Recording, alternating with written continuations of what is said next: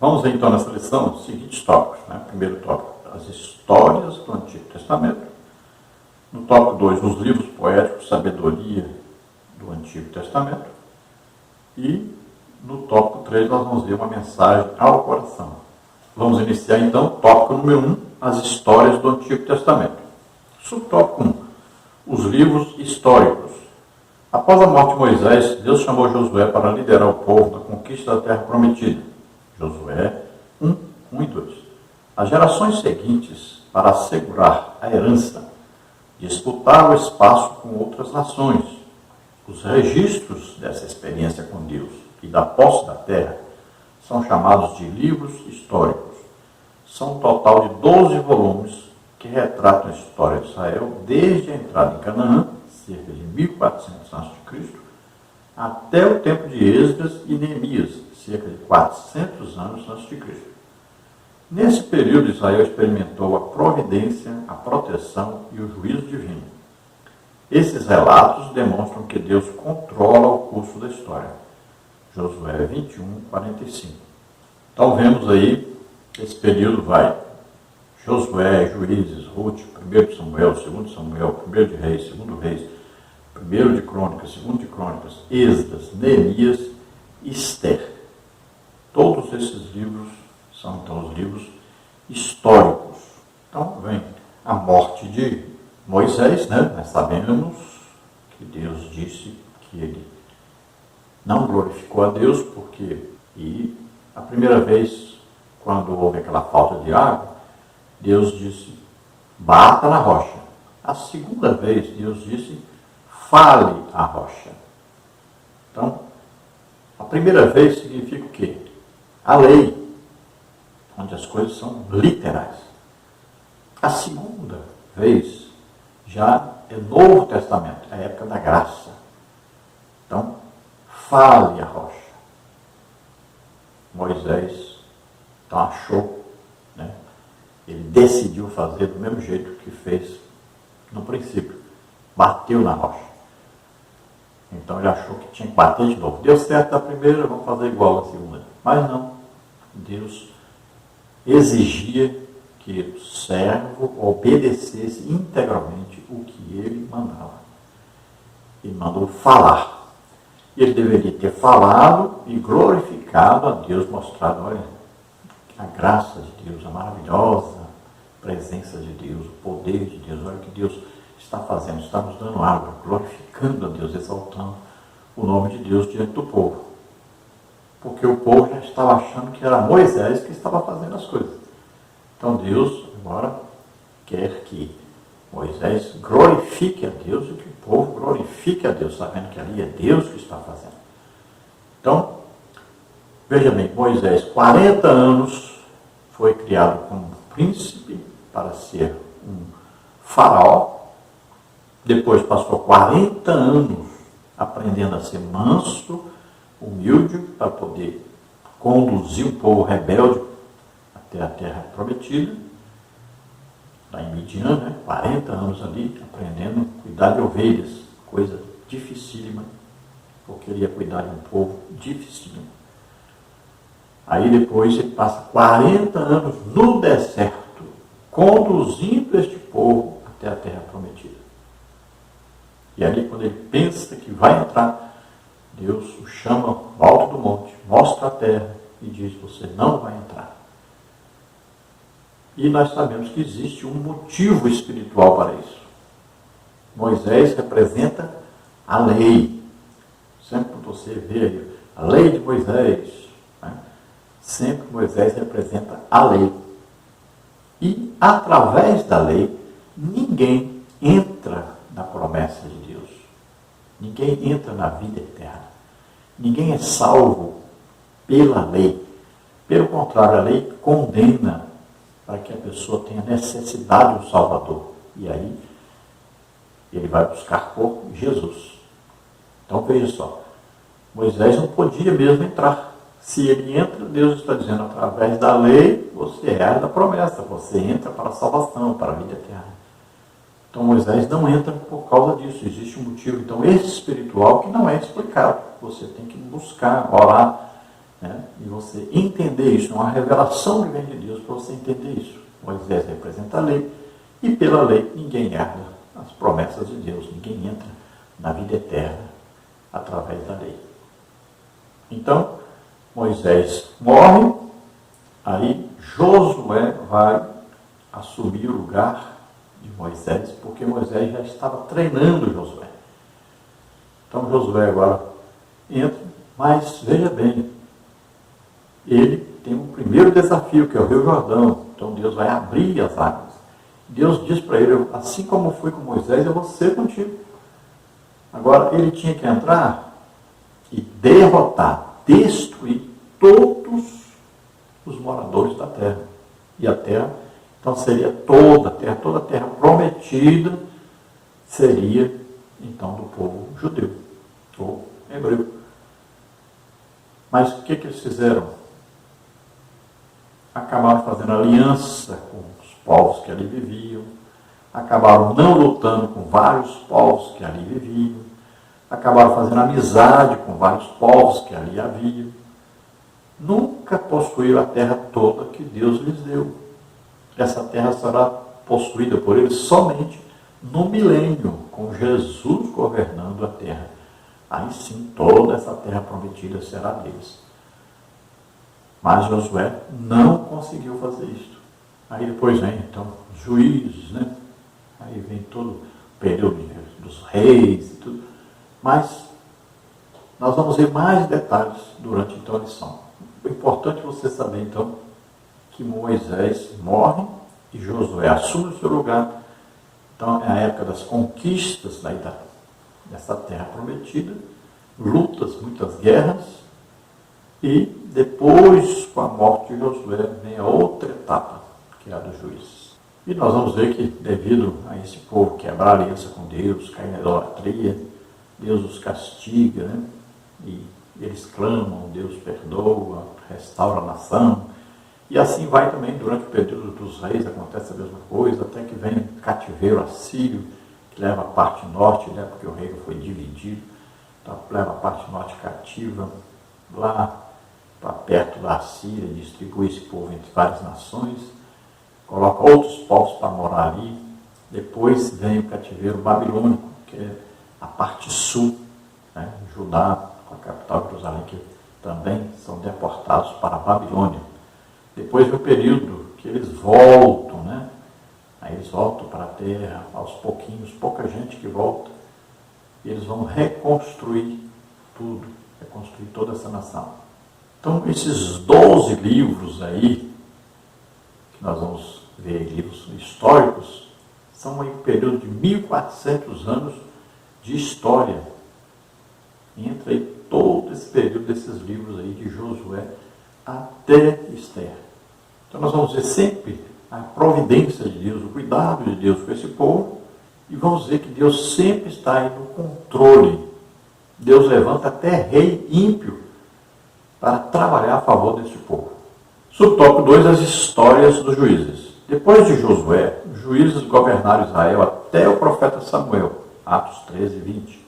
São cerca de 400 anos da história com a atuação de 12 líderes, Juízes 3, 11 até 16, 30. Nessa época, não havia rei em Israel, Juízes 18, 1. E cada um andava como queria, Juízes 21, 25. Por essa razão, a nação entrou em declínio espiritual e fez o que parecia mal aos olhos do Senhor. Juízes 3, 7.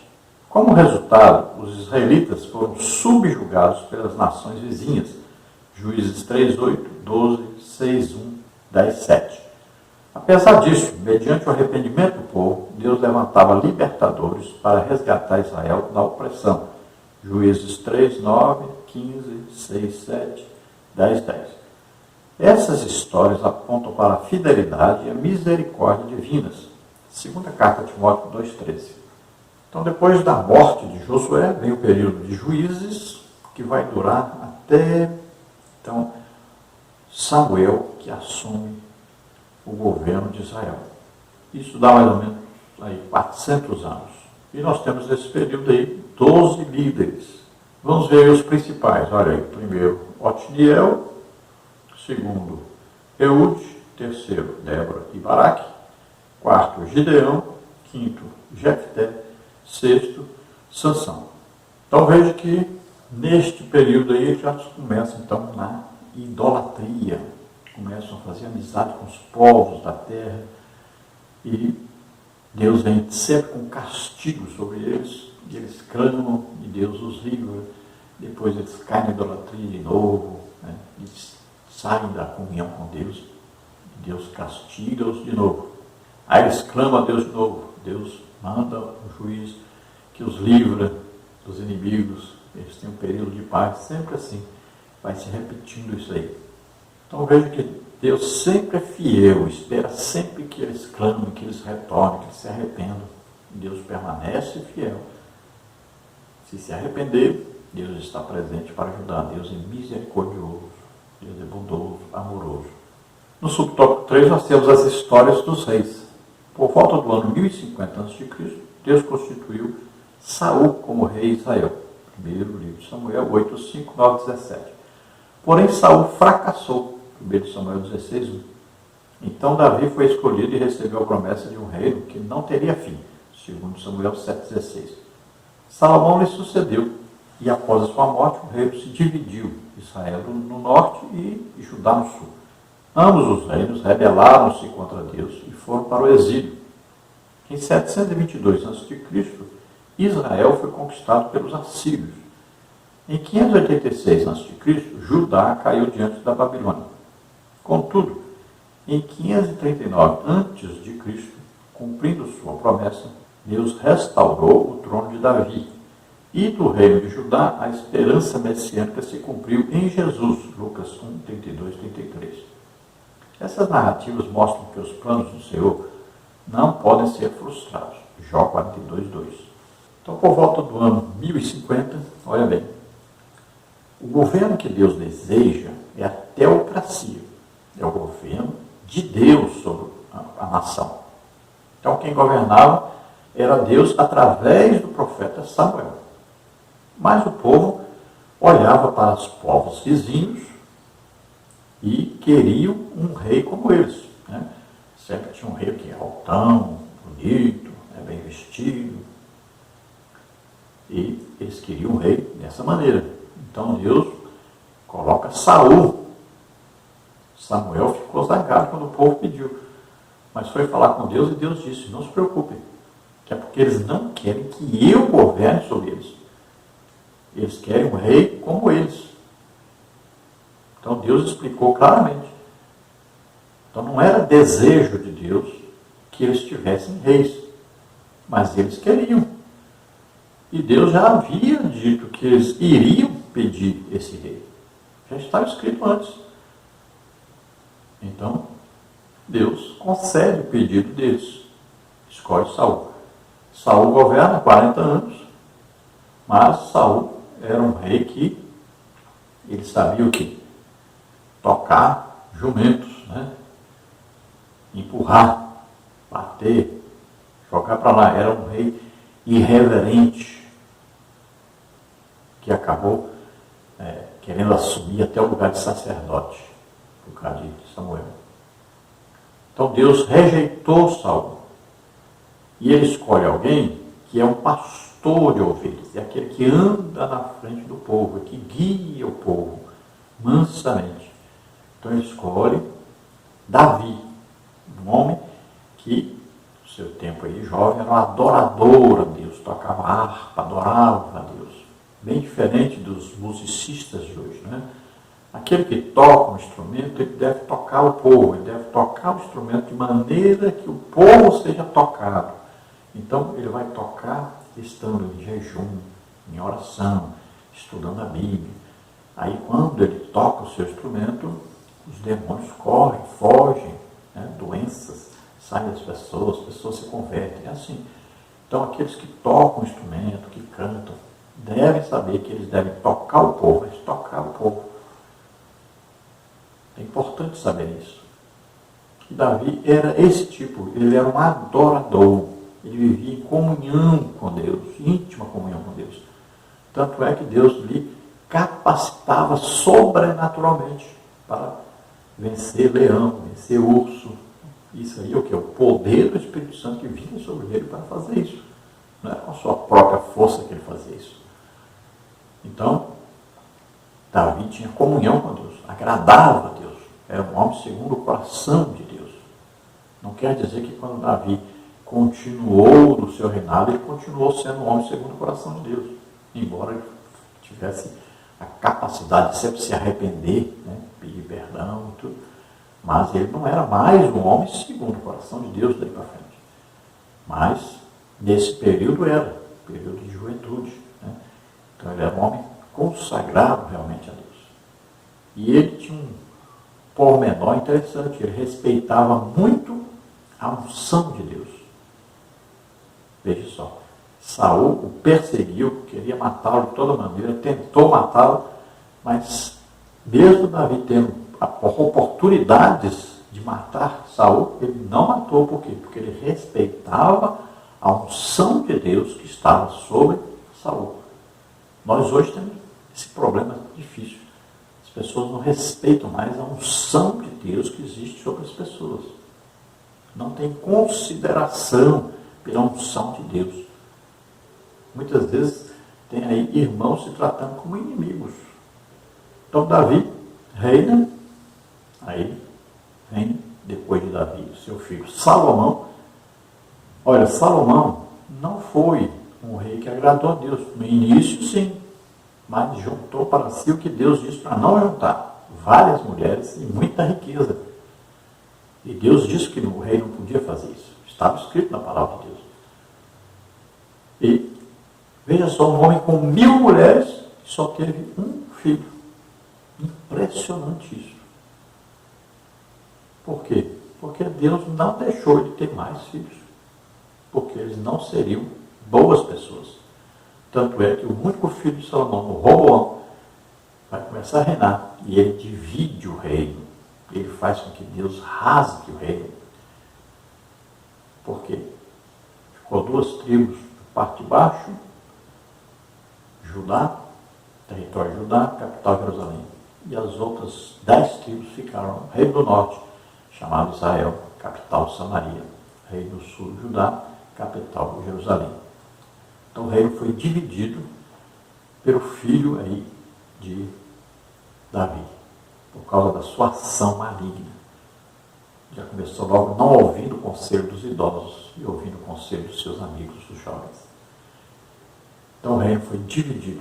Aí nós vamos ver então a história dos reis. Os reis do sul, alguns foram bons, e no reino do norte, nenhum prestou. Todos foram infiéis. O reino do norte então é invadido pela Síria, que leva aos cativos, e espalha esse povo por várias nações, e coloca um povo que não é judeu, nem descendente judeu, para ocupar a parte norte ali, então, de Israel. Depois vem o cativeiro babilônico, Nabucodonosor, que vem para invadir a parte sul, Judá, destrói Jerusalém, leva os cativos para a Babilônia. Então veja, tudo isso aconteceu devido ao quê? À idolatria, devido à desobediência a Deus, devido a quebrar a aliança com Deus. Então esse povo vai viver na Babilônia até que se cumpra então 70 anos para que eles passassem ali no cativeiro babilônico. Então durante 70 anos estiveram ali longe da sua terra. E Deus, cumprindo a aliança que tinha com Davi, sempre ter sobre Israel um rei descendente de Davi, então retorna esse povo. E aí vem então a restauração da nação. E até chegar o tempo que Jesus vem, e eles já estão dominados pelo Império Romano. Agora o reino prometido por Deus, que vai se cumprir cabalmente, será só no milênio, com Jesus mesmo governando sobre Israel, e toda a terra prometida pertencerá novamente aos judeus. No tópico 2 nós temos os livros poéticos e de sabedoria do Antigo Testamento. Sobre o tópico 1, os livros sapiensais e poéticos.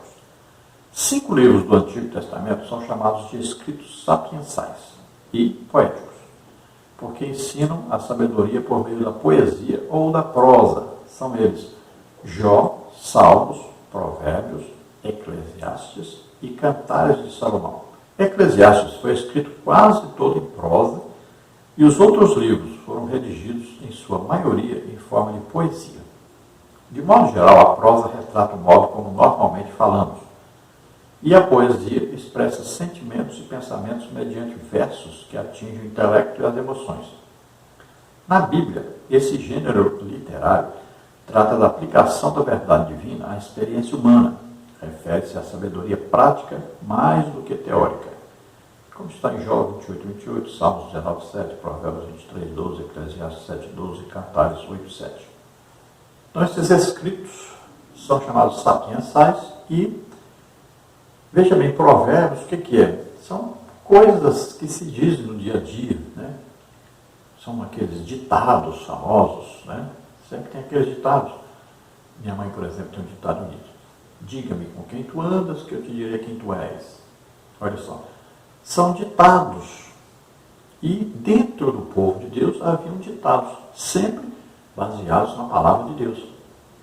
Então nós vamos ver que o livro de Provérbios é uma coletânea de ditados, né, de conselhos. Né? E é importante ler com a família Provérbios, aí são 31 provérbios, um por dia durante o mês, olha só. É importantíssimo para a família. Ali existem vários conselhos práticos que você vai ouvir, que deve colocar em prática na sua vida. São considerados, então, os ditados, né? Ditados populares, sempre baseados na palavra de Deus. Então, tome cuidado que tem que ser baseado na palavra de Deus. Vemos aí Eclesiastes, né? Um livro de experiência de Salomão. Ele vai contar a sua experiência desde o tempo que tinha aquela íntima comunhão com Deus até se desviar dos caminhos do Senhor, indo após as suas mulheres na idolatria. Ele vai falar então da sabedoria que Deus lhe deu e vai falar dessa tragédia que foi sua vida. E no final da sua vida, ele vai dizer como está o final da sua vida, que ele se arrepende de tudo que fez. E ele, olhando para trás, ele diz que a única coisa que importa realmente é temer a Deus, guardar os seus mandamentos, obedecer a Deus, viver em comunhão com Deus. Isso é que é importante realmente.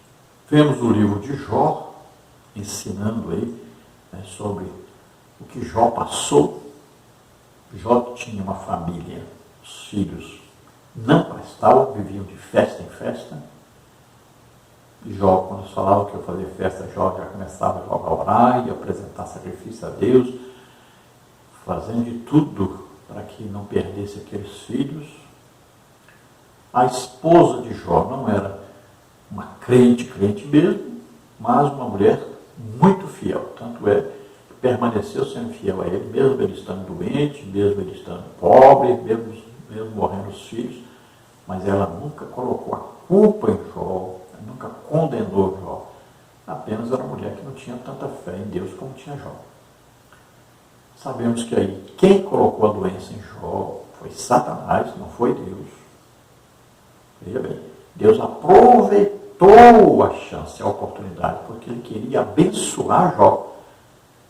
Deus deu testemunho de Jó. Era um homem íntegro. Era um homem que vivia diferente dos outros. Ele queria conhecer a Deus, ele não conhecia Deus ainda. Mas ele era um homem tremendamente religioso. Assim como nós vemos no Novo Testamento, o Cornélio era um homem tremendamente religioso, mas que ainda não era salvo, não conhecia ainda Deus. E Deus providenciou para que ele fosse salvo. Assim também Jó era um homem temente a Deus, acreditava em Deus, mas não conhecia Deus. E Deus aproveitou a chance, então, para que ele conhecesse a Deus e fosse abençoado. Tanto é que no final nós vamos ver que Jó é tremendamente abençoado, com filhos melhores e com a riqueza em dobro do que ele tinha antes. Então ele foi tremendamente abençoado e ainda teve a coisa melhor e principal. Ele conheceu Deus pessoalmente, que era o desejo que ele tinha grande de conhecer a Deus. E ele realmente conheceu Deus pessoalmente. Vemos aí o livro de Cantares, que você pode colocar a relação íntima de um casal como sendo a relação da igreja com Jesus Cristo. E você vê que é uma mensagem romântica, né? Nós podemos até usar entre os casais, mas aí é uma referência à igreja, à noiva, com Jesus Cristo. Vemos o livro de Salmos, aí contando, narrando, em poesia, né? Em música, que salmos eram usados como música. Então, a palavra de Deus, o louvor a Deus, a adoração a Deus, sempre cantado.